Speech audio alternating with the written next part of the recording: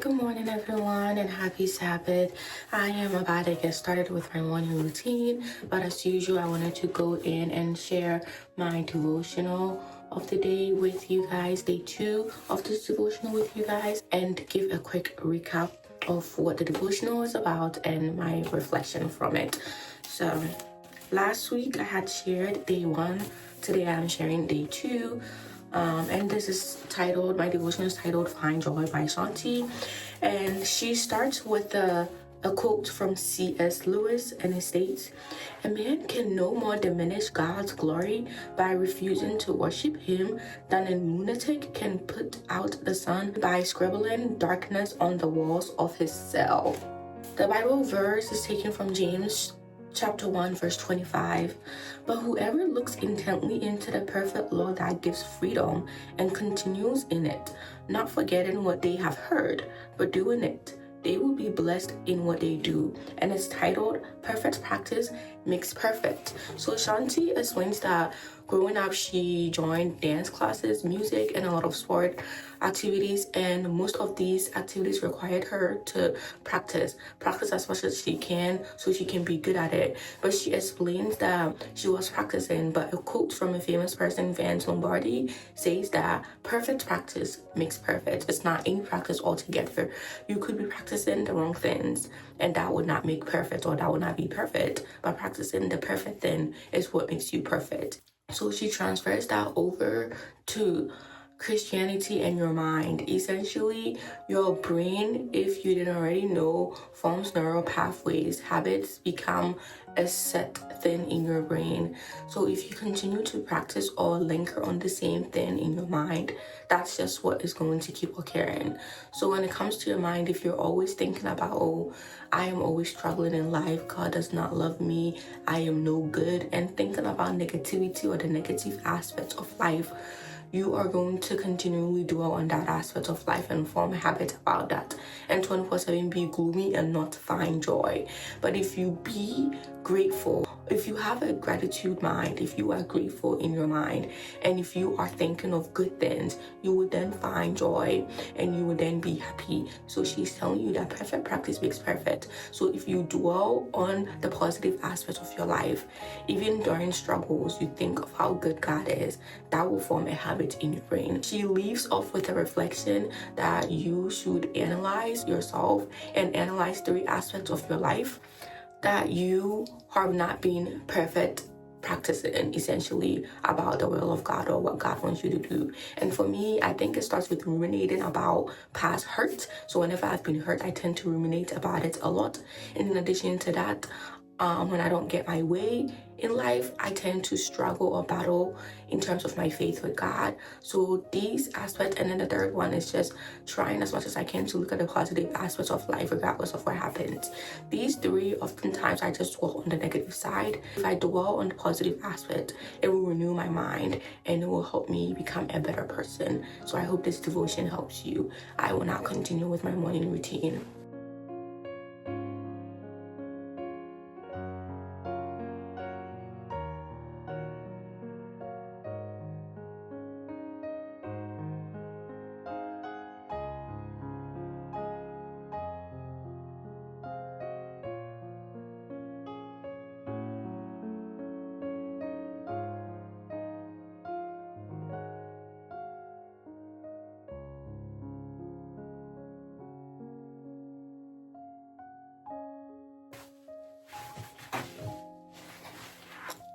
That's it. I am now heading over to church, or heading to church.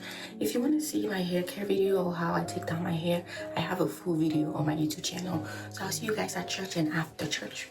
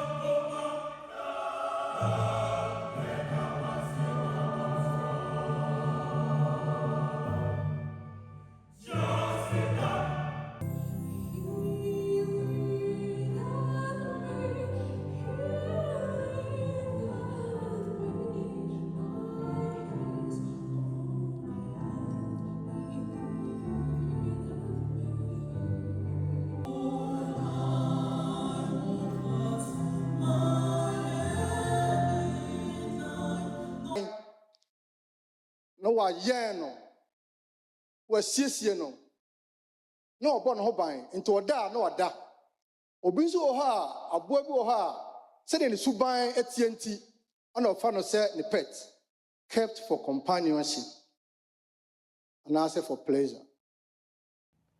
Happy Sabbath, everyone. It is after church, and I just wanted to come and share the sermon key points and my personal takeaway from it. The sermon today was titled God's Pet, and the Bible verse backing that up is Deuteronomy 32, verse 9 to 12, and it was delivered by a church elder. So he essentially started with an analogy or an explanation of how people, especially in America, tend to have various pets, various animals as pets. And he went in to explain some of the various reasons why people tend to have pets. One of the main reasons is for companionship. Many people tend to have pets because they want to have some type of friend or someone to keep them company, or essentially to have something to do. The second reason is for character-wise. They like certain animals or they have certain pets because of the character, the behavior, the conduct of that pet. Now, there are other reasons why he shared, but those are the two key factors or main important points to take regarding this sermon and where he was going with it. But he started out by explaining the reasons why people have like multiple pets, but he focused in on the character part. He went on to explain that God also has some type of pet that or an animal that represents him. For God, it is an eagle. He went in to explain that for the Godhead, they all have a specific animal that they resonate with. But for the Godhead, which is God the Father, his animal that he believes represents him the most or has chosen to represent him the most is the eagle. God the Father has chosen the eagle to represent him, and that's because of the various qualities of the eagle that literally matches God perfectly. But some of them is the fact that the eagle can see everywhere, down, up, sideways at the same time. The eagle can be all the way up in the air, but see as deep as it possibly can. Like it can see 8 miles deep into the water, and it can see very far, and it can see other eagles in a certain distance too. It is very like strong, very vigilant, and altogether the eagle is the most powerful bird in the sky. But he goes on to say that eagles are always very protective of its eaglets. And Christians, because God has chosen an eagle to represent him, for us, we are eaglets to God. And just like how the eagle protects its eaglets all the time and ensure that they are safe, so does God protect us. And all that he requires of us, if we are eaglets, is to mimic his behavior. We are to mimic the character of God. Eaglets are not any different from their parents. So we as kids or children of God, we need to mimic the character of God. Because we cannot inherit the kingdom of heaven where we are going to be with God if we do not mimic the character of God. He went in to explain that there are certain behaviors that we demonstrate at church that does not show that we are children of God or citizens of heaven. So we need to change that and ensure that we mimic the character of God. As a human, a typical human, that do have battles that I battle with. I am actively learning to come close to God. I am actively learning that some behaviors, like for me, I am really impatient. So some of those behaviors, I need to learn to adapt to what God's character is. Because God is patient. He's on time, but he's slow. And that's the God we serve. So as a Christian, if I call myself a child of God, I need to be patient and I need to mimic the character of God because I am an eaglet and God is my eagle. I hope this sermon helps you or resonate with you in some type of way.